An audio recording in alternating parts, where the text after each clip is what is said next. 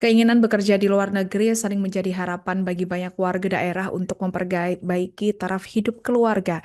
Namun bagi Yuni, 33 tahun dan juga Juli, 32 tahun, mimpi itu justru hampir berujung pada resiko menjadi korban eksploitasi. Tanpa sepengetahuannya yang memadai, keduanya dijanjikan pekerjaan layak di Singapura oleh seorang yang menawarkan proses cepat, namun ternyata ilegal. Untuk informasi selengkapnya akan disampaikan wartawan kami yang telah terhubung dari Tribun Manado, Ferdi Guhuku. Rekan Ferdi, silakan laporan Anda. Ya, terima kasih rekan Alinda dari studio. Tidak benar seperti yang sudah disampaikan rekan Alinda, ada dua warga Sulawesi Utara, Yuni dan Juli, di mana mereka ini dari Sulawesi Utara, secara khusus di daerah, berasal dari daerah Minahasa Tenggara atau Mita, di mana keduanya hampir menjadi korban dari tindakan eksploitasi. Kedua korban ini diamankan di Polsek Bandara pada Rabu kemarin karena diduga kuat mereka ini akan diterbangkan ke Singapura untuk bekerja sebagai ART di salah satu rumah, tetapi tidak mengikuti prosedur yang seharusnya atau melawan hukum. Nah, ini yang akhirnya diamankan oleh Satgas Tindak Pidana Perdagangan Orang atau TPPO Bandara Samratulangi untuk menindaklanjuti dan akhirnya membawa kedua korban ini ke BP3MI Sulawesi Utara.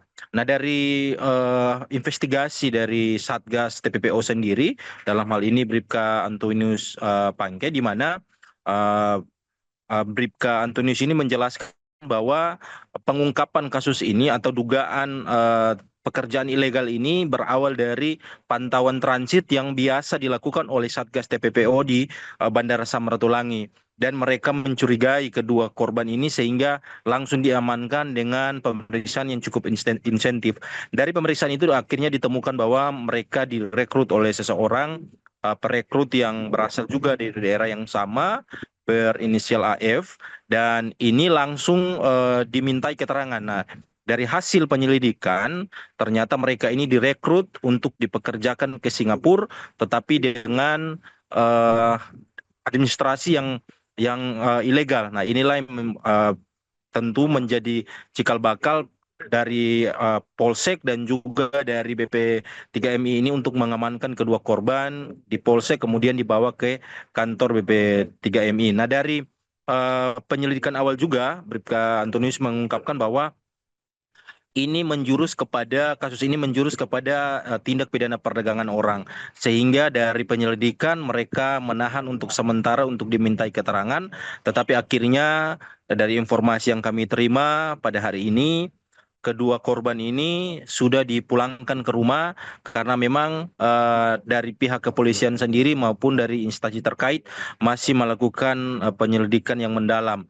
Nah, untuk perekrut sendiri juga masih dimintai keterangan karena memang ini hanya masalah administrasi saja. Tetapi memang ia juga meminta kepada pihak BP3MI untuk melakukan penyelidikan lebih dalam agar bisa diungkap sebenarnya apa motif dari merekrut dua pekerja ini dengan administrasi yang ilegal. Dan ini yang menjadi temuan mereka sehingga mereka bekerja sama dengan dinas-dinas terkait untuk betul-betul mengungkap kasus-kasus serupa agar ke depan tidak ada lagi warga Sulawesi Utara yang direkrut dipekerjakan ke luar negeri tanpa dokumen yang resmi atau ilegal. Ia juga meminta kepada masyarakat Sulawesi Utara untuk selalu berhati-hati dalam menerima informasi pekerjaan di luar negeri, sebaiknya berkoordinasi dengan dinas terkait yang menangani terkait dengan pekerjaan luar negeri agar tidak menjadi korban seperti sebelum-sebelumnya, baik dipekerjakan di Singapura maupun ke Kamboja maupun ke Thailand. Mungkin itu rekan Alinda yang dapat saya sampaikan dari Kota Manado, dikembalikan ke studio. Terima kasih.